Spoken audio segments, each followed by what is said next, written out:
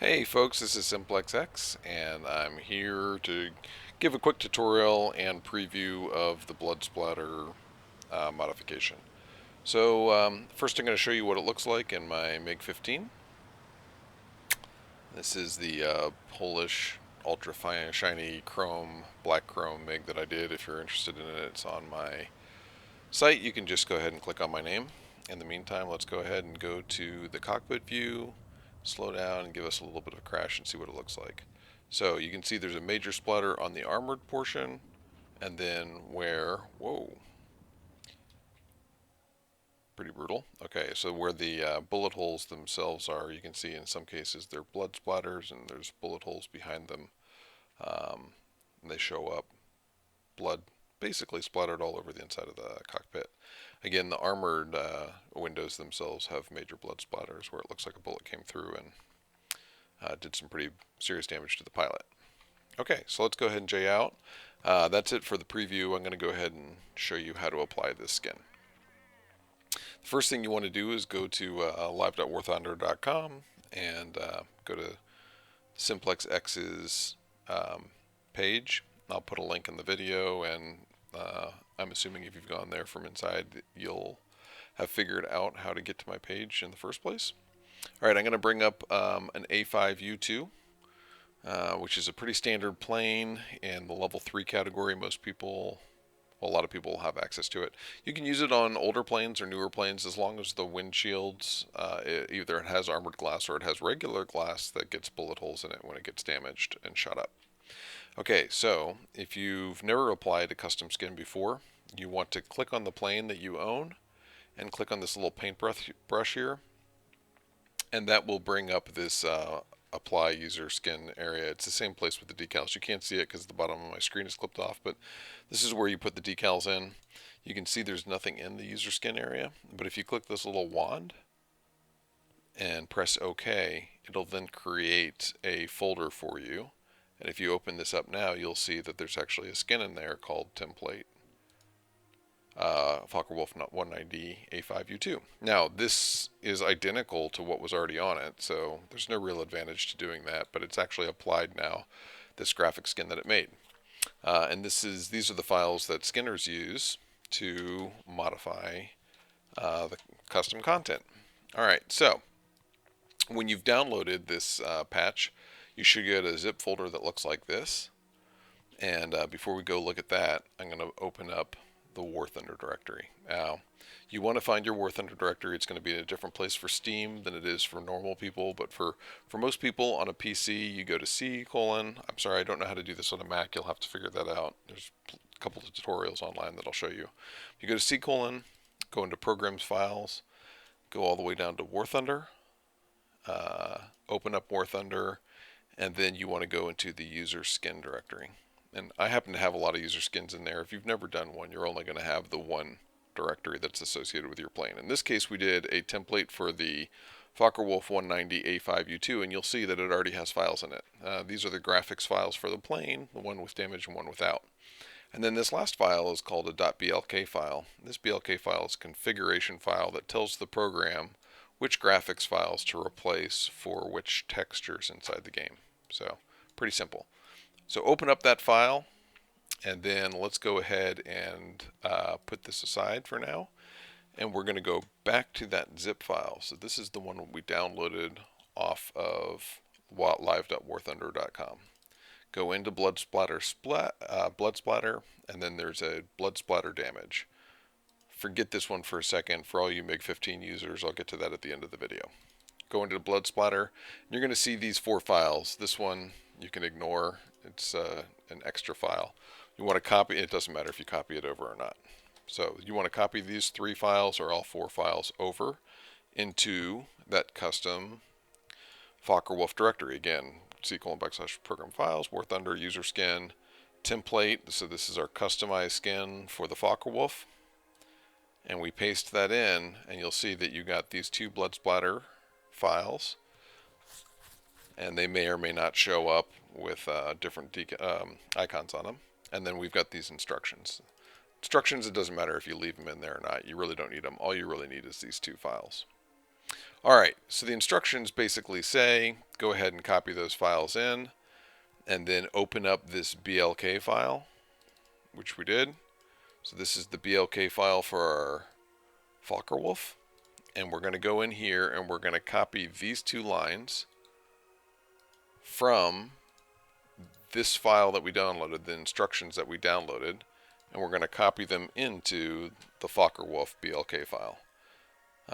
Most of your other planes will already have 4 sections of lines here. Each of these represents a graphics file that gets replaced in the game.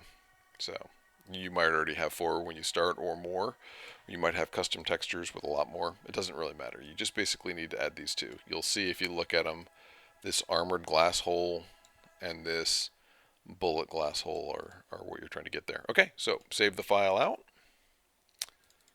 Now, when you look at your custom template for your Focke-Wulf, you should have the 2 original files, your new BLK file, which has this extra content in it, that's good, and the 2 graphics files. The rest of it, the instructions or anything else, doesn't really matter. So let's go ahead and close all this up.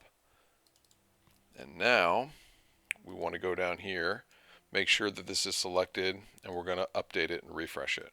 All right, so you can't see it, but I'm pressing the test flight button down below. And we're going to go and do a test flight and see what happens. Again, you should be able to do this with any plane that takes bullet hole damage. I believe some of the biplanes have little windshields on them, and some of them may get cracked with bullet holes on them, and in those cases they'll be affected by it. So, all right, let's go ahead and take off. Then I'm going to switch back to cockpit view. So we have a nice clean cockpit. And we're going to get a little air here, take off, bring up the landing gear, and then let's see if we can get a nice little dive into the ground. There we go. So blood splat there. You notice these places where bullet holes would normally be, there are blood splotches, and yeah, in some cases there will be actually bullet holes to accompany them. So there's another blood spot there, and that's it. You're done. So it'll look a little bit more realistic when you actually have somebody shooting at you. Okay, so for most people you're done. If you want the bonus content for a MiG, it's not supposed to be about being shot. It is basically content that stays with the plane the whole time, and it is supposed to make it look like you ran into a pilot or something and he got caught on your windshield and smeared it up with blood. I know, a little distorted, a little sick. So, same thing. You go into your MiG, and you hopefully have your directory already. You've put in your custom content, so let me show you what that looks like.